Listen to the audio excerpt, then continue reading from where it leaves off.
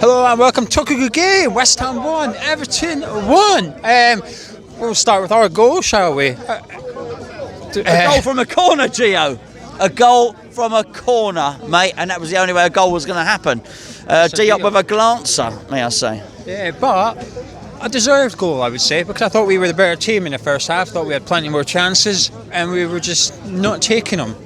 No, you're absolutely right. I think momentum was with us, but it was a game of low quality. I thought it was a lot of hoofball going on.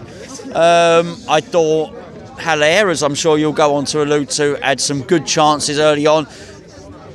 And I mean, the irony was, we could have scored from open play, but we scored from a corner. And if Everton were going to score, it was only going to be from a corner, which of course they went on to do. So I don't feel that the score at half-time was truly reflective of the flow of the first half. I thought it was a game of nerves, to be honest. I thought we were nervous, and rightly so, given where we are in the table. It's expected. I actually thought we started with a bit more swagger than I thought we would. I thought we came out, tried to dominate the game a little bit.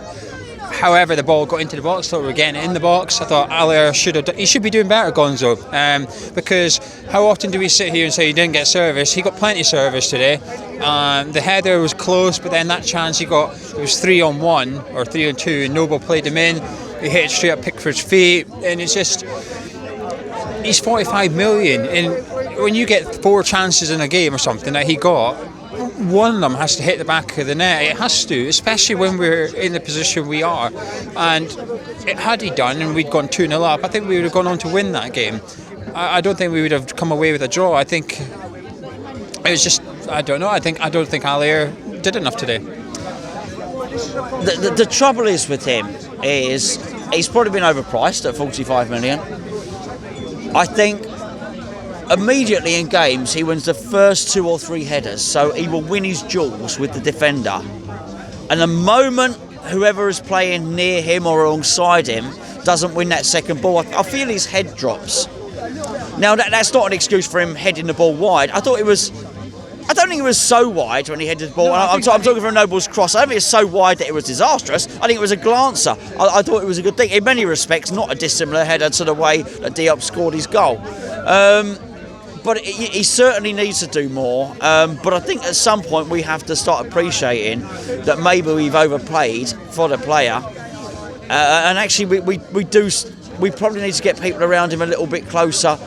I don't really know what to say about it, Geo. He probably should have finished one of those opportunities, but the second ball was not being won around him. And as I say, I can't really say much more than that. He wins the first ball, the second ball doesn't get won, and his head drops, and then he seems to have periods in games where he's disinterested. Yeah, well, that's his own fault, though. It is a team's fault as well, but you've got to keep going. You know, Snodgrass is a perfect example. He kept going for the whole 90 minutes. Sometimes his cross was not on the money, it was over hit or that, but he tried again and again and again. And Aller's got to do the same. They got their goal from the header. Dominic Calvert-Lewin got it. Routine goal to concede, I guess, really. 1-1 at half-time, but I was happy at half-time, you know. I thought we were the better team. I thought we were unlucky to go in at 1-1. But my only concern was what was on the bench. I thought, we don't really have much to change this. We don't have much to... We had momentum, or when we went at half-time, it sort of swung a little bit, but I thought coming out, there's not really anything to do to take advantage of this advantage that we felt we had. We weren't dominating them. I just thought we were the better team. We were more efficient with the ball, if you like, you want to call it that.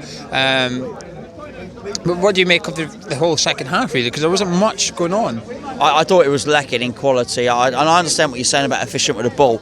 I thought we were inefficient with the ball, but maybe slightly more efficient than they were. What I thought happened in the second half was we opened up midfield and allowed whoever was in possession for Everton to drive at us and run. If you were playing in midfield for Everton today in that second half, you were allowed to run 20 yards unchallenged, which of course is going to bring some territory, which is going to bring some chances, which allow you to play people in. I didn't feel at any point in that second half, Geo, that we could score a goal, and that was a major worry for me there. I really worried. And the bench, you speak about the bench. The bench was a bunch of defenders, a goalkeeper and one striker who was to come on later on in the game. The fact that you might bring Arthur Masuaku on in midfield and call him a midfielder is a twist of the truth, really, in that sense. I felt that, yes, they did bring him on. We got precious little. Now, I don't think that was a message from Moyes. I don't think it was a message from the board. It is where we are as a club. There was nobody. He didn't leave anybody off the bench to send a message to the board. We just don't have anyone. We don't have enough attacking players. We're going to have to appreciate that Antonio is an injury-prone player now because of the way he plays, because of his physique, because of the way he is. I just never felt in the second half we were ever in a position to win that game. It was just a case of us not losing it and hanging on to maybe claim the draw. I thought we were poorer in the second half, or Everton were better. I'm not sure which it was. One of the two, or a combination of both. But I felt we were a bit flat. I thought Pickford had a relatively easy second half. He made that clever save from Alier, but it was just a looping header, really. He was just keeping it over the line. Yes. That's all he had to do, which he did fine enough. But apart from that, there wasn't much. I thought the Masuaku coming on, I thought it was the wrong sub. I don't think Fornals should have went off. I thought he was playing well. I thought Lanzini was playing poor. And I thought if he's going to play it safe, get Lanzini off, get Masuaku on and shift Fornals into the middle. He wants to be brave.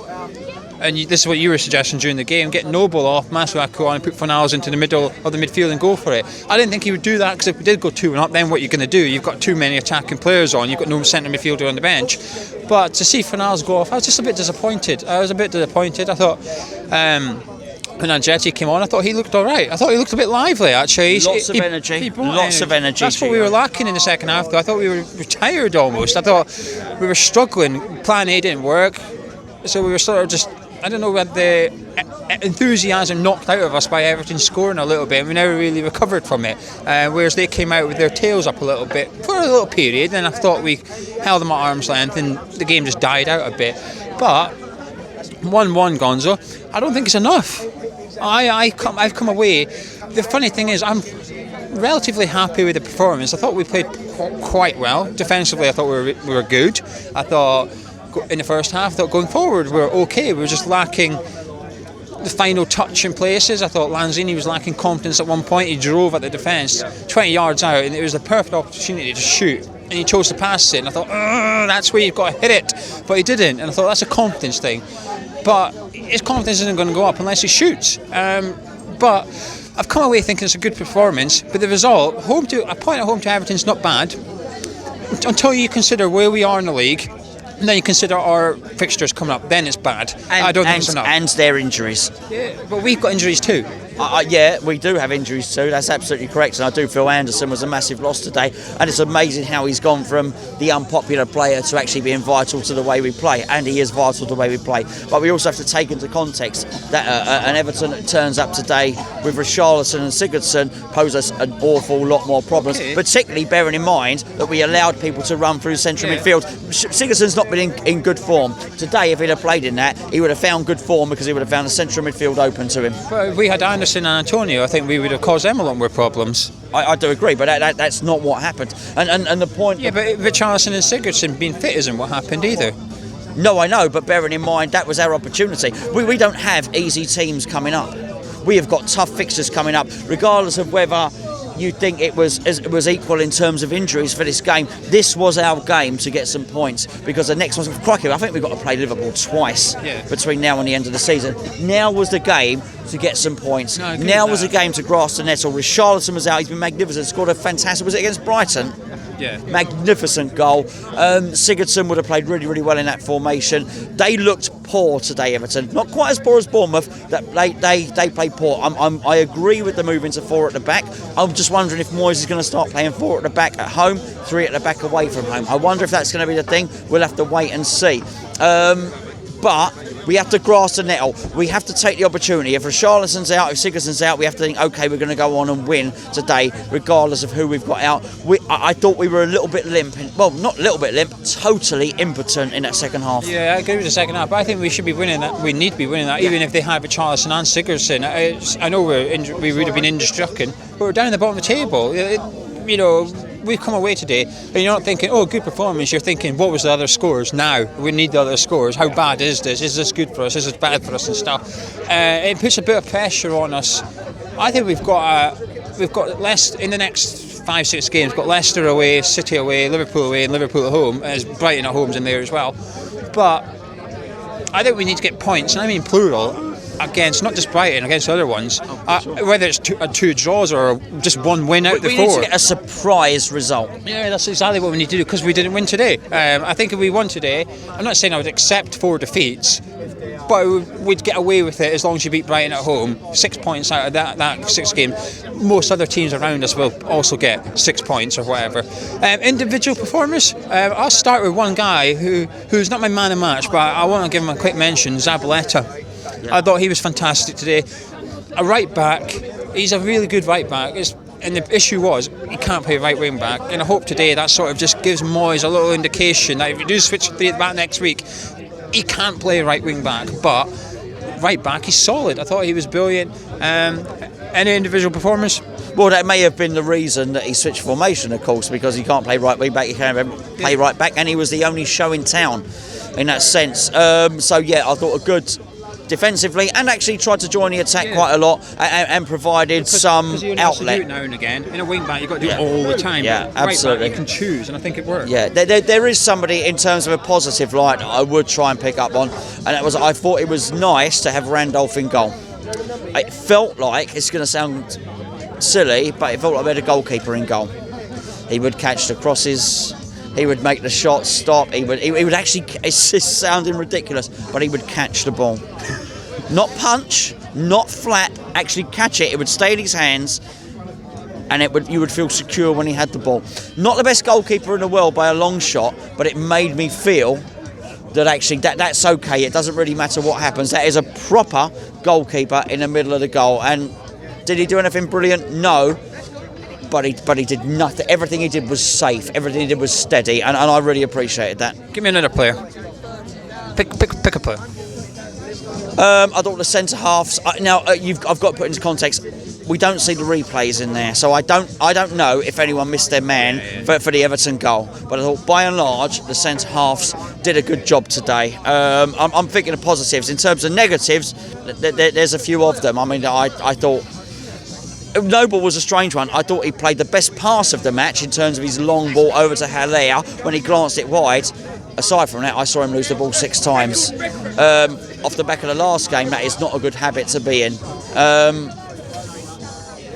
I thought Snodgrass was decent today, actually. I thought Snodgrass had a good game. I must say, a good game, today. Sorry, I almost forget. It's difficult when we're doing this to try and think of who's played and where they played. Snodgrass was good. I thought Rice, good tackles, again, sketchy passing. This is becoming a bit of a theme. Can you have a theme after 3 games? I don't know, but it's becoming a bit of a theme that our passing is not as great as it should be. Yeah, I have to agree with the Rice and Noble thing. I thought Noble was safe. I thought Rice was sloppy, but excellent out of possession in terms of recovery of the ball and stuff.